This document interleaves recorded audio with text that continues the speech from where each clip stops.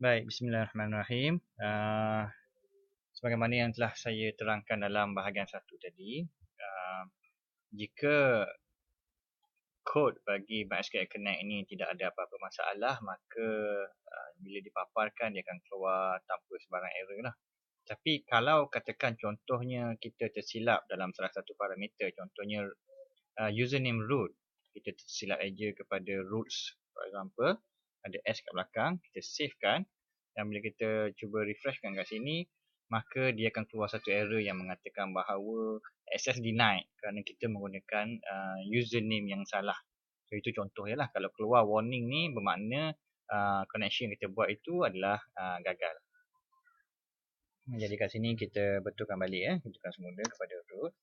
Cuba dan kita savekan. Baik, setelah kita dah berjaya membuat connection kepada database MySQL menggunakan parameter-parameter yang saya sebutkan tadi, maka seterusnya kita akan buat SQL query bagi mendapatkan data daripada table student yang terdapat dalam database Uniza. Jadi arahan bagi menjalankan SQL query adalah pertama sekali di sini saya bagi contoh kita akan membuat satu variable SQL yang mana variable SQL ini akan memegang value SQL query yang ingin kita jalankan ke atas database Uniza tersebut, iaitu di dalam contoh ini saya menggunakan select all from student. Maknanya kita akan mengambil semua row data yang ada dalam table student daripada database Uniza. Jika kita lihat di sini dalam database Uniza, table student terdapat 5 data, 5 row of data, maka select all from student maknanya kita nak menarik ke semua data yang ada dalam table student. Baik, setelah kita dah define SQL yang kita nak gunakan, maka setelah itu barulah kita boleh menggunakan function MySQL query yang disediakan oleh PHP.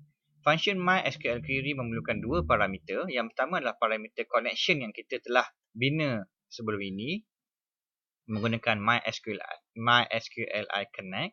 Dan yang kedua adalah SQL yang ingin kita jalankan ke atas database Uniza, yakni select all from student kat sini. Ya.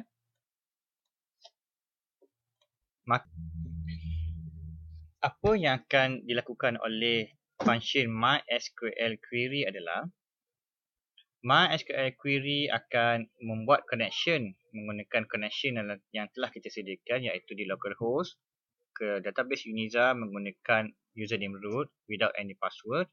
Kemudian dia akan menjalankan SQL query yang telah kita define sebelum ini, yakni select all from student. Dan result ataupun hasil daripada SQL ini akan diumpukkan ke dalam variable result. Yang mana dalam kes ini daripada table student kita akan dapat 5 row of data dan kesemua 5 row of data itu akan diletakkan di dalam variable result. Kemudian bagi membolehkan kita menggunakan ataupun melihat ke semua row of data daripada table student menggunakan SQL select all from student tadi, kita perlu membuat fetch data. Fetch data daripada result set menggunakan function PHP MySQLi fetch array. Ya sayang. Maaf ada gangguan sikit. Jadi function MySQLi fetch array akan digunakan bagi menarik setiap row yang ada dalam variable result yang kita dapat daripada SQL tadi. Dan jika row yang kita nak ambil itu lebih dari satu row, maka kita perlu ulang penggunaan function MySQLi fetch array ni bagi setiap row yang kita nak tarik tadi. Jadi di sini kita akan gunakan satu loop, while loop.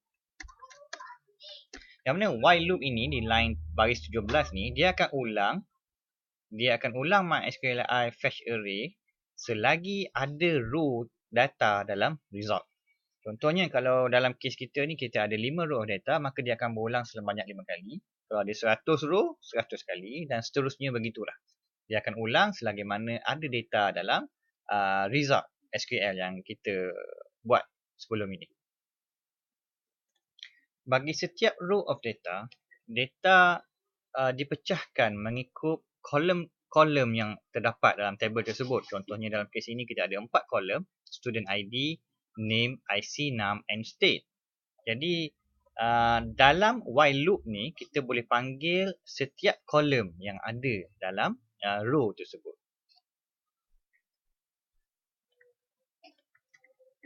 Dalam contoh ini saya menggunakan 4 variabel tambahan iaitu W, X, Y dan Z bagi menarik ke semua kolom-kolom yang ada dalam setiap row.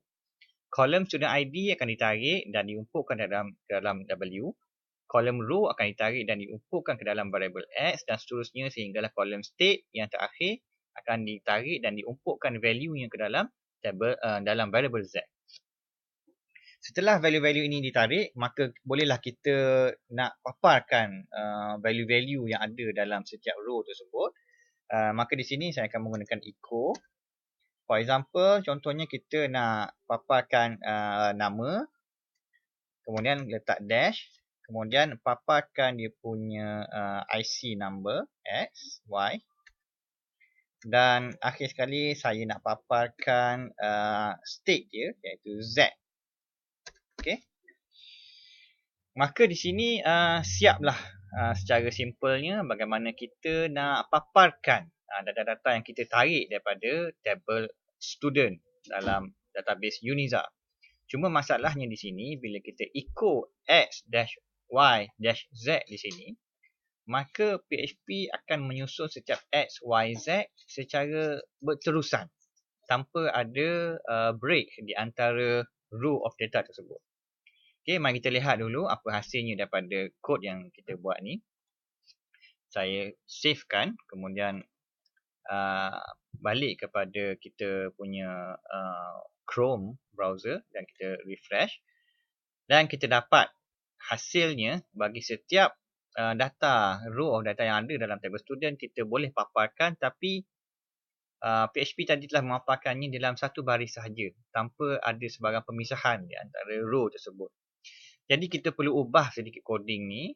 Sebelum pergi ke row yang berikutnya, kita bolehlah letakkan contohnya BR supaya data tersebut turun ke bawah sebelum pergi ke row yang seterusnya. Cuba save, kemudian balik kepada Chrome dan refresh.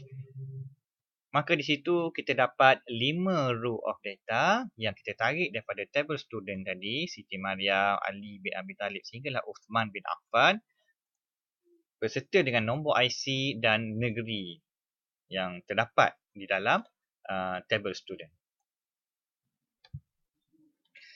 Di dalam contoh ini saya hanya memaparkan data-data daripada table student secara simple, ya, tak ada table, kita hanya letakkan dalam row yang berbeza dan dia di setiap kolom diasingkan dengan penggunaan dash kat sini. Tapi jika kita ingin memaparkan data-data ini dalam bentuk yang lebih tersusun dan lebih menarik, mungkin kita boleh masukkan elemen table ya, ke dalam data-data ini. Letakkan data ini dalam table maksud saya. Kalau kita nak letakkan data ini dalam bentuk table, maka kita perlu menambah arahan-arahan HTML bagi pembinaan sebuah table. Contohnya, di sebelum while tu, kita mungkin boleh letak table header dan border sama dengan 1 dan juga dia punya heading bagi setiap kolom di sini ya. Ini kita construct untuk satu line ya, setiap tr, and then make sure kita tutup table di bawah. Dan bagi paparan data untuk setiap row X, Y dan Z mestilah duduk di dalam TD-TD yang sepatutnya. Maka di sini saya gantikan coding ini dengan coding yang sepatutnya mengikut table. Okey, jika lihat di sini kita ada satu table dan kita ada satu row yang mana row ni adalah heading kepada setiap kolom dan barulah bermula while bagi setiap row untuk setiap data yang ada daripada table student dan setiap row tu kita paparkan dalam TD-TD yang berkaitan juga. Akhirnya kita tutup dengan penutup table. Jadi jika kita refresh di dalam Chrome ini, kita akan lihat segala data tersebut duduk di dalam satu table. Baik, Alhamdulillah, setakat ini saja tutorial yang ingin saya kongsikan bersama anda semua bagi siri kali ini. InsyaAllah anda boleh juga melihat tutorial-tutorial yang lain yang berkaitan dengan penggunaan PHP dan MySQL dalam siri-siri yang lain, ya, insyaAllah. Jadi segala yang baik itu datang daripada Allah Subhanahu Wa Taala dan segala yang buruk itu datang daripada kelemahan saya sendiri. Semoga apa yang kita kongsikan ini mendapat manfaat dan memberi kebaikan kepada semua orang, insya-Allah. Wabillahi taufiq wal hidayah. Wassalamualaikum warahmatullahi wabarakatuh.